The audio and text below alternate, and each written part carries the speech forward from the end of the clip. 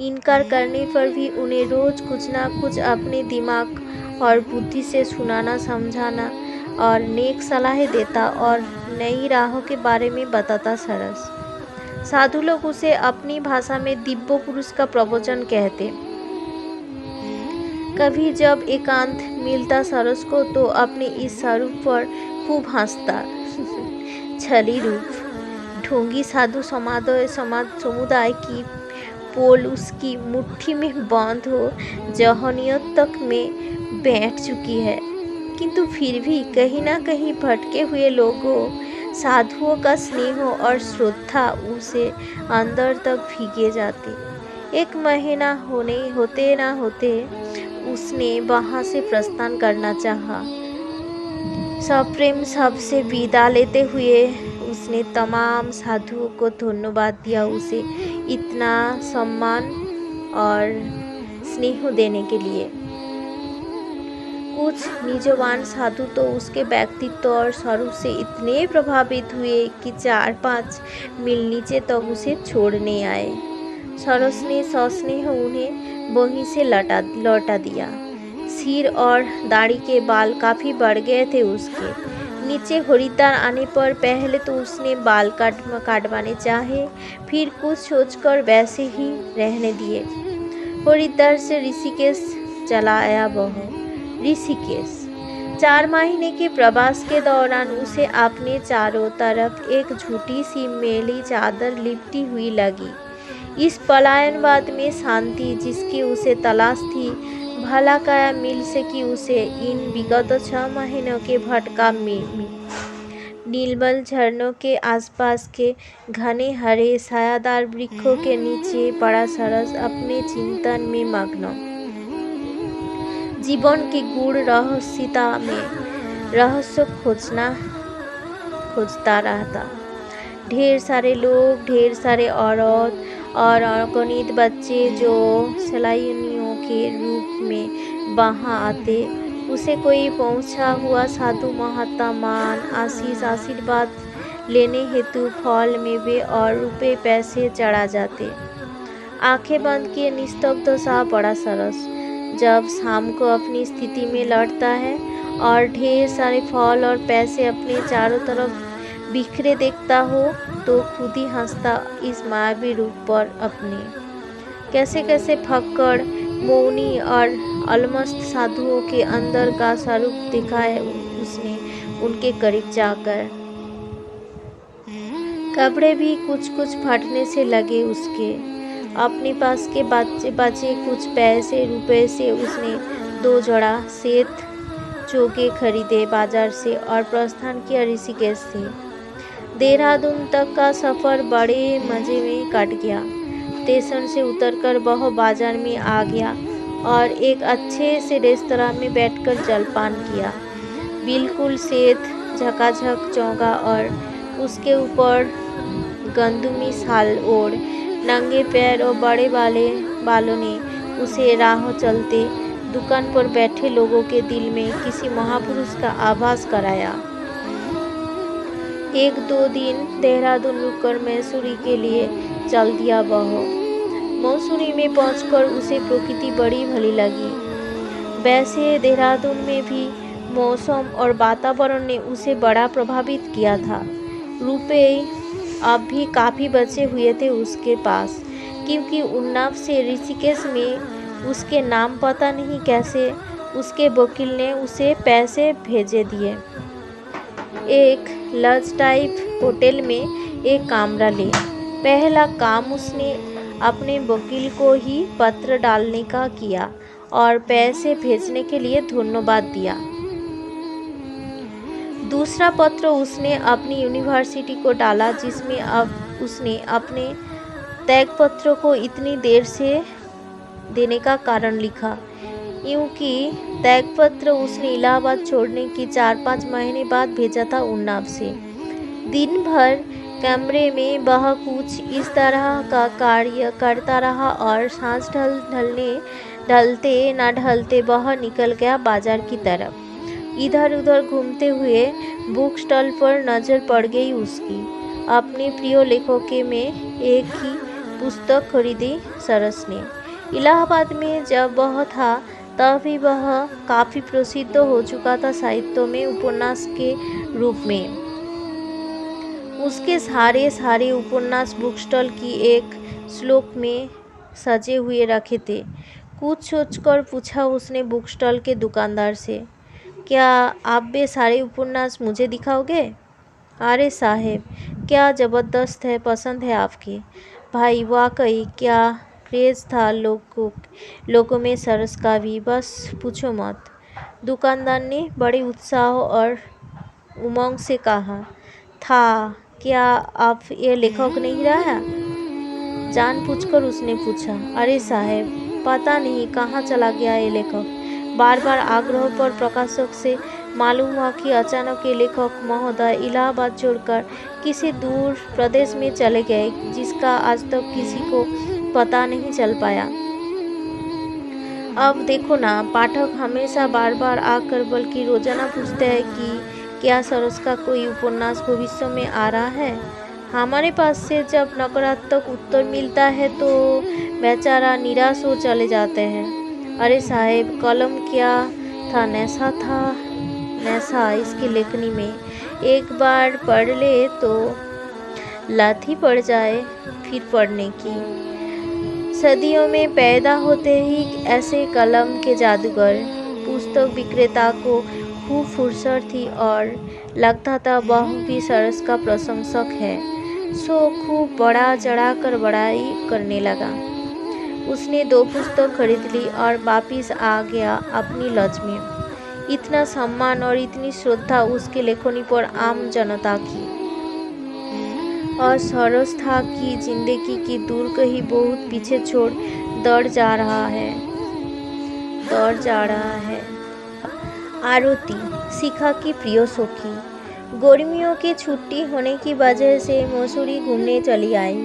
बाजार में घूमते घूमते थक गई तो माल रोड के चौराहे पर आकर रुक गई। हाथों में काफ़ी सारा सामान लिया हुआ था उसने। अनायास नज़र सामने से आ रहे व्यक्ति पर जमकर रहेगी उसकी। बेशक सरस की प्रत्यक्ष नहीं देखा था उसने, किंतु उपन्यासों के पिछले कवर पर और शिखा के पास कितनी बार उनके तस्वीर को देख चुकी थी वह। दाढ़ी काफ़ी लंबी होकर छाती तक फैली हुई थी। सिर के बाल रूखे और सुनहरे को कंधे पर फैले हुए थे। शरीर पर सफ़ेद चौका और कंधे पर गंदुमी शाल ओढ़े सरस धीमे धीमे किंतु छोटे छोटे कदमों से माल रोड पर चला आ रहा था। देहरादून से इलाहाबाद का तबादला होने के बाद शिखा ने सरस से दोबारा मुलाकात से ले उसके इलाहाबाद छोड़ने तक का हाल आरती को पत्र द्वारा लिख भेजा था समय समय का। शिखा अपनी व्यथा आरती से ही तो कहती थी, सुनाती थी। आरती सरस को इस रूप में देख चौंकी। आदमी की मानसिकता के बारे में सोचकर उसके दिमाग में उथल पुथल मच गई। सरस अपने ही विचारों में मग्न चला जा रहा था। बाजार के रेलम पेल में, दुनिया के शोर शराबे से दूर। आरती अपने काम को भूल उत्सुकतावश दबे कदमों से उसके पीछे पीछे चलने लगी। भरे पूरे घास से हरित एक टीले पर बैठ गया सरस। अचानक उसे अपने पीछे किसी के होने का भ्रम हुआ तो पीछे मुड़कर देखा। आरती ने एकदम मुंह घुमाना चाहा किंतु कर नहीं सका वैसा। उसके हाथ अचानक अपनी आप नमस्कार की मुद्रा में जुड़े गए। आश्चर्य से देखता सरस इतना भर पूछ सका, कहो, क्या मेरे पीछे पीछे चल रही थी आप? कोई काम है आप मुझसे? नहीं, किंतु आपके सौम्य और गंभीर रूप से मैं इतनी अवश्य प्रभावित हुई हूँ कि आपको रोक नहीं पाई और यहाँ तक आपके पीछे चली आई। आरती ने ये बात छुपा ली कि वह उसे पहचान चुकी है। उसके बाद काफ़ी देर तक दर्शन और आध्यात्मिक प्रशंसों की बातें चलती चलती आज की मानसिकता तथा औरत पुरुष की संबंधों में कटुता तक आ गई। इन सारी बातों से मानना पड़ा आरती को, मन ही मन सरोज को जहनीयत और ऊंचे आदर्श भरे शब्दों को। जैसा उपन्यासों में पढ़ा और शिखा ने बताया उसकी बौद्धिकता के बारे में, सरोज उसे उससे भी कहीं ज़्यादा लगा। उस दिन के बाद वह रोजाना माल रोड पर आती सरोज की तलाश में, किंतु वह फिर कभी नजर नहीं आया उसे। उसने सारा हाल, सारी बातचीत जो सरोज के साथ हुई थी शिखा को लिख भेजी इलाहाबाद पत्र द्वारा। काफी ढूंढने के बाद भी सरोज नहीं मिला दोबारा आरती की मसूरी में। 12 वर्ष लंबे, लचकीले, घुमावदार, उबड़ खाबड़ भरे भयानक अंधेरे रास्तों को पार कर कैसे बीत गई कुछ पता ही नहीं चला सरोज को। इलाहाबाद का स्वरूप इन विगत 12 वर्षों में जो क्या तो था, कहीं कोई बदलाव नहीं, कोई तब्दीली नहीं। रूखे सूखे केस, घनी लंबे दाढ़ी और पैरों में फट पड़ी बीबाइयाँ खुद ब खुद सरोज के विगतों के सफर की कहानी कह डालती। कनफटी पर के बाल कुछ सफेदी ले चुके हैं। शांति की तलाश में कहाँ कहाँ नहीं भटका वह। हिमालय की दुर्गम मंथुरे में, गुफाओं, निर्जन वनों की अनंत डरावनी कंदराओं, साधु संतों के घनी पहाड़ियों के पीछे छिपे तपस्या स्थलों और तांत्रिकों मठों में खूब भटका वह, किंतु टिस और वेदना के सिवा भूत के 12 सालों में उसे कुछ भी तो नहीं मिल सका। आज फिर लौट आया उसे इलाहाबाद में, किस लिए? अपने तपन को देखने? नहीं, अप्रत्यक्ष रूप से शिखा के प्रति का मोह ही खींच लाया उसे यहाँ। आदमी कितना भी दूर भागने का प्रयास करे अपने विगतों से, किंतु जीवन की भावुक कड़ियाँ और कड़वी सच्चाइयाँ उसे हर जगह हर समय खुद से ही छलती जाती है। स्टेशन पर गाड़ी से उतरने के बाद पैदल ही चल दिया वह उस तरफ जहाँ उसकी कोठी थी। है शिखा का मकान था, कभी तूफान था जहाँ, कभी मन जाने कैसे होने लगा उसका। शिखा पहचान भी पाएगी उसे इस रूम में। विगतों के गुजरे हुए पल, यादें उसके दिमाग में चमकते हुए बिंबों की तरह आ चौंकाते रहे हैं उसे। कितना भी दूर भागने पर भी क्या वह अपने हृदय के चेतन अथवा अचेतन पट से शिखा को निकाल पाया? हर पल हर जगह टूटी मानसिकता और बिंध हृदय को शांतता दे पाना उसके बस की बात नहीं रही अब। आज इतने वर्षों के पश्चात क्यों चलाया वापिस? सवाल खुद से ही था। तपन का मोह? नहीं, तपन को तो उसके झूठे स्वाभिमान ने माध्यम मान लिया है, वरना वह सिर्फ अपनी भूले प्यार, बीते मोहब्बत के कल को देखने आया है। सच में वह इस बात को खूब जानता है, किंतु जिसे स्वाभिमान मानकर ठुकराना चलाया, आज तक क्या वह रह सका अब तक उसके बिना? कहेगा कुछ भी नहीं, बस देखभाल लेने से ही संतुष्ट ही हो जाएगा। उसमें इतना आत्मबल और संयम तो है ही अब तक। शिखा के फ्लैट के नीचे रुक गया वह कुछ पल के लिए, फिर अनिश्चितता के दौर से गुजरता हुआ पहुंचा ऊपर। ड्राइंग का रूम में दरवाजा खुआ हुआ था। पैरों की सिलाई मशीन पर धागे की सुई में डालने का कोई प्रयत्न कर रही थी। कौन हो सकते हैं? शायद अब तक शिखा यहाँ से चली गई है। वह बगैर कुछ कहे मुड़ने को ही था कि मशीन पर झुकी हुई औरत सीधी हुई और नजरें दरवाजे पर उठी रह गई उसकी। झटका लगा सरोज को। शिखा, ऐसे स्वरूप तो उसने सोचा भी नहीं था उसका। बालों में चांदी की सफ़ेदी झलक आई थी आंखों पर चश्मे उसे कुछ अजीब से लगे, किंतु चेहरे पर वही पुराना लावण्य और यौवन नजर आया उसे। शिखा खड़ी हो गई। इतनों वर्षों बाद यूं वापिस सरोज को अपनी देहरी पर खड़े देखकर अवाक रह गई वह।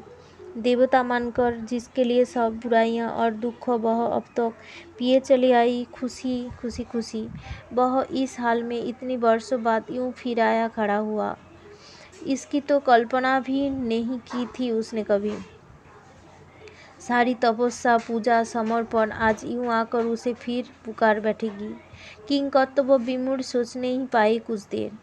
सफ़ेद वस्त्रों में, बुझे चेहरे और फटे हाल में भी सरोज उसे तेज प्रकाश से दप दप करता हुआ सूर्य लगा। भावना के झंझावातों ने उसे अंदर तक झिंझोड़कर अपनी तपस्या और त्याग के फल को झीलों में डालने समेटने के लिए थोड़ा सा प्रलोभन दिया। जल्दी ही अपनी स्थिति को संभाल कर बोले वह, खड़े क्यों रह गए? अंदर अंदर आ जाओ सरस।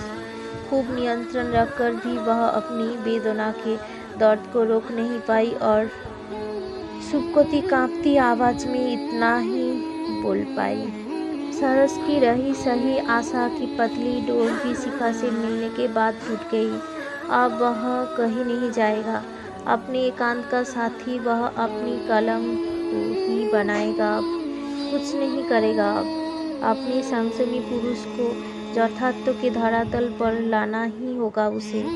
एक कमजोर सी नारी ने उसे क्षोभ, निराशा और कुड़न के सिवा दिया ही क्या अब तक। सोचते सोचते सरस अपनी कोठी के जंग लगे तालों को निहारने लगा। एक ईंट उठाकर उसे पर तड़ातड़ प्रहार किए जब उसने 15 वर्ष पुराना ताला जंग की वजह से 2-3 चीटों से ही टूटकर गिर पड़ा।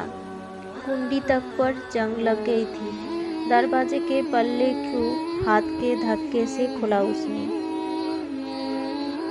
दरवाजा खुलने के साथ ही नजरें धूल भरे फर्श पर बिखरे कागजों के पन्ने पर जमकर रह गई उसकी। एक एक पन्ने को उठाता सरस नीचे लिखे नाम शिखा को पढ़ता जाता, तो शायद शिखा ने ये सोचकर उसके मकान में हर साल, हर महीने, फिर हर ऋतु, हर महीने, हर सप्ताह और आखिर में हर दिन उसे पत्र लिख डाले थे, वहाँ की शायद वह कहीं चली जाए और पीछे से कभी मैं आऊँ तो उसके मनोस्थिति और भावना से परिचित हो सकूं। एक एक पत्र को उसने वही खड़े खड़े ही पढ़ा, शुरू से आखिर तक। प्रत्येक पत्र में असीम वेदनात्मक प्यार के कोमल कोमल हृदयस्पर्शी शब्द गुथे हुए थे। प्यार बलिदान मांगता है सरस, वह मैंने दे दिया है। बस इतना जान लो मेरा क्या है। तुम्हारे साथ के मधुर क्षणों की ही अपनी धरोहर मानकर अपना जीवन पार कर लूँगी, किंतु तुम किसी अपराजित की तरह अपने लक्ष्य तक जरूर पहुँचना। आज इस अपराध को स्वीकार करने में मुझे कोई हिचक नहीं है कि मैंने खुद ही जानबूझकर तुम्हारा साथ छोड़ा, सिर्फ तुम्हारे प्यार की पवित्रता के लिए। वास्तविकता से कैसी दूर बेवफाई की चादर और निकल गई मैं। स्वयं तुम्हारी जिंदगी से, तुम्हारी ध्येय के रास्ते में रुकावट ना आए, ये सोचकर ही। मेरे उत्कर्ष को यूं ही नष्ट ना होने देना। पता नहीं कितने और भी प्यार भरे शब्दों की मालाएं अर्पित की थी शिखा ने इन पत्रों के जरिए। मेरी मजबूरी, हाय, कह भी तो नहीं पाए तुमसे। तुम्हारा टूटा हृदय देख मेरा अंतर तक खुल जाता है, पर करती क्या। वह मजबूरी, परिस्थितियों का तकादा तुमसे दूर रहने के लिए ही कहे जा रहा था। तुम्हारा उस रोज तपन को मेरे सुपुत्र कर जाना, अप्रत्यक्ष रूप से अपने खुद को ही तो सौंप जाना था मुझे। तुम्हारे जाने के बाद ही रिक्तता तपन के रूप को निहार के पार किए जा रही हूँ। तपस्या की सार्थकता मुझे जीते जी तो नहीं, शायद मृत्यु के बाद तो मिल ही सकेगी। ऐसे ही भावना बनाई जी रही हूँ अब तो। अपने पवित्र और कोमल हृदय पर कालिख की परत जो तुमने व्यर्थ जमा रखी है, उसे खुरच कर उतार फेंकना। आज ही देहरादून से आरती का पत्र आया, पढ़कर लगा बेहोशी हो गई हूँ। जैसा स्वरूप तुम्हारे आरती ने लिखा, वैसा तुमने भी अपने बारे में खुद कभी नहीं सोचा था। चाहती हूँ निराशा और कुठाओं के अनियमित दौरों से गुजरने के बाद कुंदन की तरह दमक उठे तुम्हारे विचार, चिंतन और बौद्धिकता। नए युग के भावी चिंतक चेती पहुँचानी अपने आप को। पलायनवाद का रास्ता छोड़ हकीकतों के कड़वे घूंट को पी नहीं चेतना का प्रकाशक दीप्त करो। एक अदनी सी लड़की के प्यार और जुदाई के भंवर जाल से बाहर निकलो, किसी का प्रेरणा स्रोत बन जाओ।